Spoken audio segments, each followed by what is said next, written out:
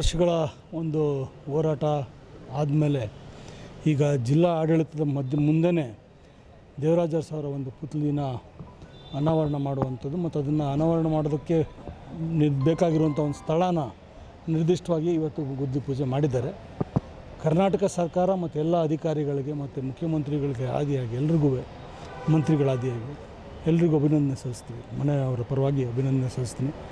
ಹುಣಸೂರು ಜನತೆ ಮತ್ತು ಮೈಸೂರು ಜನತೆಗೂ ಒಂದು ಸ್ಪೆಷಲ್ ಅಭಿನಂದನೆಗಳು ಸಲ್ಲಿಸ್ತೀನಿ. ಯಾಕಂದರೆ ಅವರ ಹುಟ್ಟೂರಿನಲ್ಲಿ ಅವರು ಆದಂಥ ಒಂದು ರಾಜಕೀಯ ರಂಗದಲ್ಲಿ ಬೆಳೆದಂಥ ರಂಗದಲ್ಲಿ ಅವ್ರದ್ದೇ ಆದಂಥ ಒಂದು ಛಾಪನ್ನು ಮೂಡಿಸೋದಂಥ ಒಂದು ಏನು ರಾಜಕೀಯ ಇದೆ ಅದಕ್ಕೆ ಉತ್ತೇಜನ ಕೊಟ್ಟಂಥ ಎಲ್ಲ ಜನತೆಗೂ ನಾನು ಒಂದು ಅಭಿನಂದನೆ ಸಲ್ಲಿಸ್ತಾ ಒಳ್ಳೆಯ ಕಾರ್ಯ ದೇವರು ಒಳ್ಳೇದು ಮಾಡಲಿ ತಾಯಿ ಚಾಮುಂಡೇಶ್ವರಿ ಇನ್ನೂ ಸುಗಮ ಮುಂದೆ ನಡೆಸ್ಕೊಂಡು ಹೋಗಲಿ ಅಂತ ಹೇಳ್ತೀವಿ. ಈಗ ಹುಣಸೂರನ್ನ ಒಂದು ಕೇಂದ್ರವಾಗಿ ಇಟ್ಕೊಂಡು ದೇವರಾಜ ಅರಸು ಅವರ ಜಿಲ್ಲೆ ಮಾಡಬೇಕು ಒಂದು ಕೂಗು ಕೇಳಿದ್ರೆ ಅದನ್ನು ಯಾವ ರೀತಿ ನೀವು ತಗೊಂಡು ಹೋಗ್ತೀರಾ ಅಂತ? ಅದು ಇವತ್ತು ಪ್ರಸ್ತಾವ ಮಾಡಿದ್ರಿ ಈಗ, ಬಟ್ ಅದನ್ನು ಈಗ ಇನ್ನೂ ಕೂತ್ಕೊಂಡು ಚರ್ಚೆ ಮಾಡ್ತಾರಂತೆ.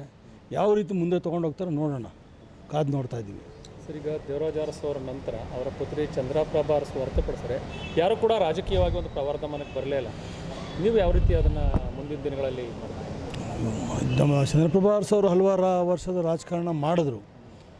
ಈಗ ನಾವು ಪಕ್ಷದಲ್ಲಿ ಹಲವಾರು ಹುದ್ದೆಗಳನ್ನ ಅಲಂಕರಿಸಿ ಕೆಲಸ ಮಾಡ್ಕೊಂಡು ಬಂದಿದ್ದೀವಿ. ಜನ ಯಾವ ರೀತಿ ಬಯಸ್ತಾರೋ ಆ ಥರ ರಾಜಕಾರಣ. ಆದರೆ ಏನಾಗುತ್ತೆ, ಈ ಒಂದಷ್ಟು ಕುಟುಂಬಗಳಲ್ಲಿ ಹುಟ್ಟಿದಾಗ ಅದರದ್ದೇ ಆದಂಥ ಏನಂತೀರ ಚಾಲೆಂಜಸ್ಸು ಬರ್ತವೆ. ಅದನ್ನು ಮುಂದೆ ತೊಗೊಂಡು ನಡ್ಸ್ಕೊಂಡು ಹೋಗ್ಬೇಕಾಗುತ್ತೆ.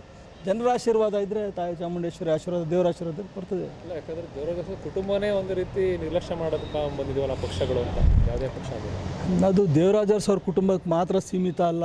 ನಿಜಲಿಂಗಪ್ಪನವ್ರದ್ದಾಗಲಿ, ವೀರೇಂದ್ರ ಪಾಟೀಲ್ ಅವ್ರದ್ದಾಗಲಿ, ರಾಮಕೃಷ್ಣ ಹೆಗಡೆ ಅವ್ರದ್ದಾಗಲಿ, ಅದಕ್ಕೆ ಪಕ್ಷ ಅನ್ನೋದೇನಿಲ್ಲ.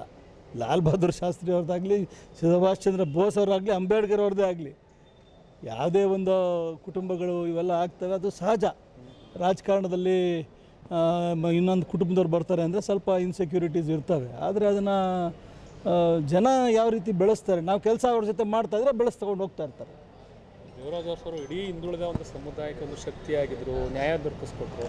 ಆದರೆ ಅವ್ರ ಸಮುದಾಯಕ್ಕೆ ಯಾಕೆ ಇವಾಗ ಇಷ್ಟೊಂದು ಅನ್ಯಾಯ ಆಗ್ತಾಯಿದೆ?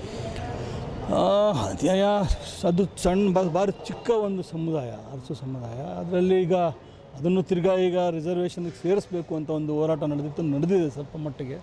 ಅದಲ್ಲದೆ ಯಾರೇ ಬಡವರು ಇರ್ತಾರಲ್ಲ, ಯಾವುದೇ ಒಂದು ಜಾತಿ ಜನಾಂಗ ಯಾರೇ ಇರ್ಬೋದು, ಬಡವರು, ಹಿಂದುಳಿದವರು, ಭಾರಿ ಕಷ್ಟದಲ್ಲಿರೋಂಥವ್ರಿಗೆ ಜಾತಿಗೆ ಒಂದು ಧರ್ಮಕ್ಕೆ ಸೀಮಿತ ಮಾಡಬಾರ್ದು.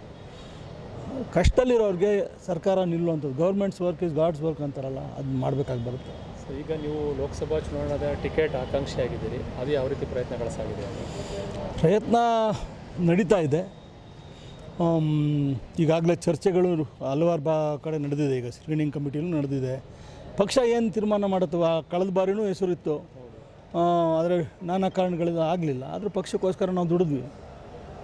ಈ ಬಾರಿನೂ ಚರ್ಚೆಗೆ ಬಂದಿದೆ. ನೋಡೋಣ, ಪಕ್ಷ ಯಾರಿಗೆ ತೀರ್ಮಾನ ತೊಗೊಂತಾರೆ ಅವ್ರ ಪರವಾಗಿ ನಾವು ಕೆಲಸ ಮಾಡಿಕೊಂಡು ಗೆಲ್ಸ್ಕೊತಾರೋ ಅಂಥದ್ದು ಮಾಡ್ತೀವಿ. ವಿಶ್ವಾಸ ಇದೆಯಾ?